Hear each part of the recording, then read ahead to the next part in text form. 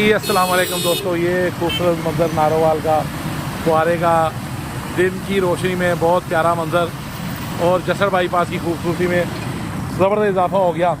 जी अस्सलाम वालेकुम, क्या हाल है? खैरियत से हैं? ये जो फुहारा लगा इसके बारे में आप क्या कहेंगे? जबरदस्त जी, जबरदस्त नारोवाल की खूबसूरती में इजाफा हुआ है इसके साथ। अच्छा, ये जसर बाईपास खूबसूरत ज़्यादा इजाफा हो गया है। डेफिनेट हुआ है। ये जिसने बनाया उसके बारे में आप क्या कहेंगे? डेफिनेट बहुत अच्छी कावश है और इसमें जो है ना, ये है कि इस तरह की और भी चीज़ें होनी चाहिए नारोवाल की खूबसूरती में इजाफे के लिए अच्छी चीज़। जी अस्सलाम वालेकुम। जी वालेकुम अस्सलाम। जाहिर साहब ये बताइए, फुहारा जसर बाईपास पे लगा इसके बारे में क्या कहेंगे आप? बाबा जी, ये एहसन इकबाल साहब की जो काम है वो तो याद रखने के काबिल है। मतलब ये खाली फुहारा नहीं है, बाकी जो काम उन्होंने किए हैं वो नारोवाल की तारीख में किसी भी रहनुमा ने नहीं किए। जी ज़बरदस्त। ये देखें जनाब, जसर बाईपास का खूबसूरत मंजर। हाँ जी, ये फुहारे के बारे में क्या कहोगे आप?